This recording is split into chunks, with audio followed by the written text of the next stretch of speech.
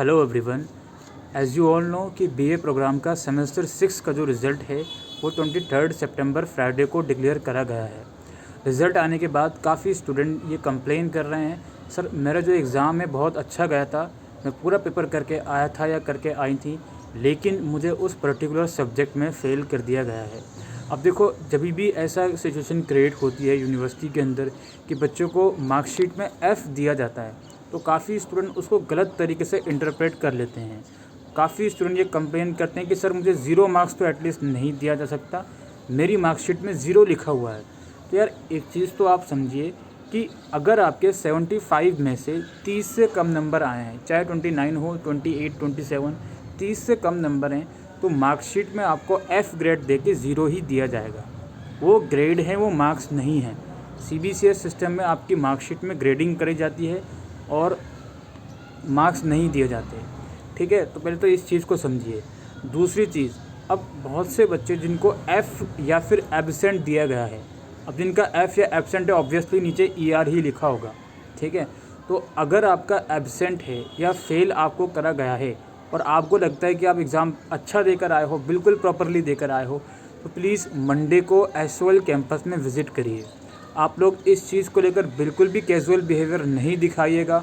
मैं आप लोगों से रिक्वेस्ट करने आया हूँ, with due respect to the principal of SOL और जो अदर ऑफिसर्स हैं, उनसे जाकर पोलाइटली बात करिए। उनको ये बताइए कि जब मैंने इतना अच्छा एग्ज़ाम दिया है तो मुझे फेल क्यों करा गया है। जो डिसिप्लिन सब्जेक्ट्स थे लाइक पॉलिटिकल साइंस में ग्लोबलाइजेशन या वर्ल्ड हिस्ट्री का सेकंड पार्ट, तो यार ये सब्जेक्ट के अंदर इतने डायरेक्ट क्वेश्चन आए थे और काफ़ी ऐसे स्टूडेंट हैं जो इनफैक्ट UPSC की प्रिपरेशन कर रहे हैं। वो सब्जेक्ट इतने टाइम से वो लोग स्टडी कर रहे हैं, इतना अच्छा वो पेपर देकर आए हैं, तो उनको फेल नहीं करा जा सकता। और मुझे ये बात बहुत अच्छे से मालूम है कि अनलेस एंड अनटिल ग्रुप बनाकर SOL ऑफिसर्स पर प्रेशराइज नहीं करा जाएगा, तो वो लोग सिंपल सा आप लोगों को आंसर देंगे कि रिवोल्यूशन के लिए अप्लाई कर दीजिए। अच्छा, रिवोल्यूशन के लिए रिज़ल्ट के 15 दिन के अंदर अप्लाई करना पड़ता है, लेकिन मैं आपसे रिक्वेस्ट करता हूँ यार, मंडे को या आप नहीं जा सकते तो एटलीस्ट ट्यूसडे को कोशिश करें, मंडे को ही जाएं। इस वीडियो के माध्यम से मैं मंडे की रिक्वेस्ट कर रहा हूँ आप लोगों से। मॉर्निंग में जाइए, वहाँ जाकर आप लोग जब कैंपस में जाओगे तो आप ये देखना कि और कितने बच्चे हैं जो एब्सेंट या फेल वाली प्रॉब्लम लेकर आए हुए हैं। आप लोग यूनाइट हो जाना वहीं पर। ऐसा मत करना कि एक बच्चा जा रहा है फिर दूसरा आ गया फिर दूसरा चला गया। अगर आपको लगता है कि उस सामने वाले बच्चे की भी सेम प्रॉब्लम है जो आपकी है, तो प्लीज़ यूनाइट होकर आप लोग SOL कैंपस में किसी बड़े ऑफिसर से बात करें। उनसे बोलिए हमें प्रिंसिपल से बात करनी है। अगर आप विंडो पे बैठे किसी भी स्टाफ से, क्लर्क से बात करोगे तो उनके पास आपकी बात का प्रॉपर आंसर नहीं होगा। वो सिंपली ये बोल देंगे रिवोल्यूशन के लिए अप्लाई करिए।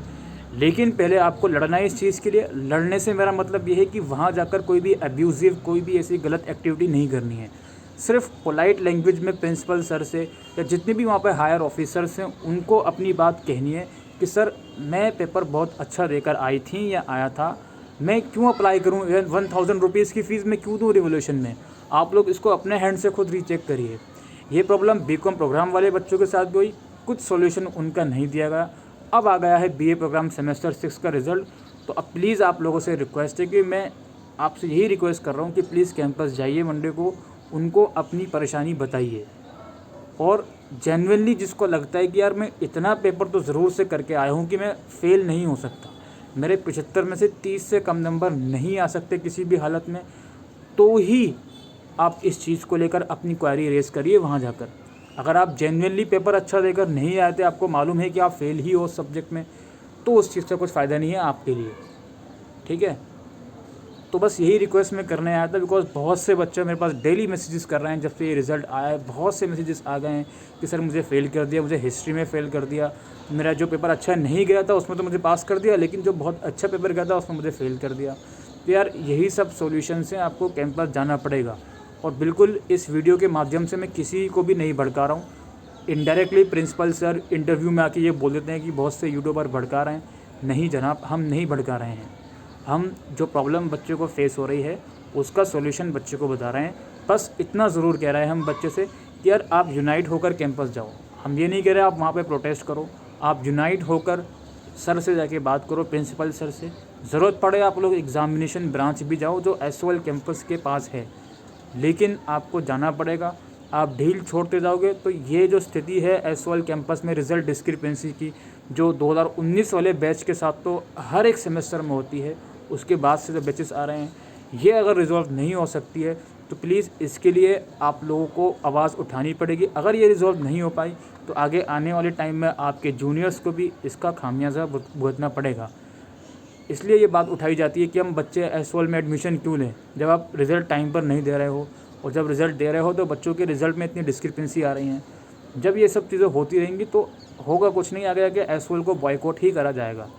तो इसलिए प्लीज़ आप लोगों से रिक्वेस्ट है, अगर आप कोई हायर ऑफिसर्स भी इस वीडियो को देख रहा है तो प्लीज़ इस चीज़ को आप ध्यान में लाइए।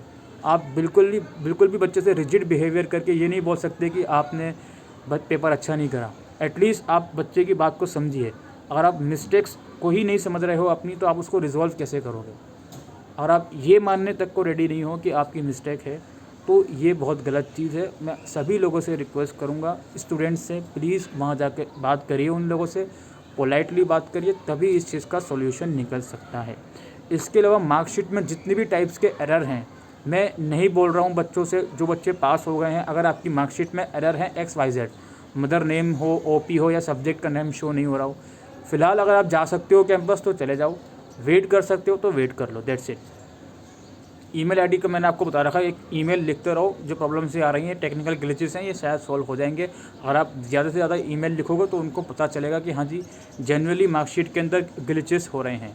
और काफ़ी स्टूडेंट ये पूछ रहे हैं कि सर पहले पास लिखा हुआ था फर्स्ट सेकंड ईयर के आगे, वो नहीं लिखा हुआ, तो वो भी हर बच्चे की मार्कशीट से हटा दिया गया है। आई डोंट नो क्यों हटाया गया है। ये सब कुछ ग्लिचेस हैं मार्कशीट में, इसके लिए आप ईमेल लिख सकते हो। बाकी जैसा भी ये इन्फॉर्मेशन रहेगी कि अगर इसके लिए भी वो लोग कैंपस में जाके इसको रिजॉल्व कर रहे हैं तो उसकी जानकारी आप लोगों को दी जाएगी। लेकिन जो मेन कंसर्न फेल और एब्सेंट वाला मैंने आपको बताया, इसके लिए आपको कैंपस जाना ही पड़ेगा। उसके अलावा घर बैठ के कोई सॉल्यूशन इसका नहीं निकलेगा। और जिसको ये लगता है कि यार मैं पेपर में फ़ेल नहीं हो सकता, उनसे हाथ जोड़ के रिक्वेस्ट है कि प्लीज़ इस चीज़ के ऊपर आवाज़ उठाइए। Thank you.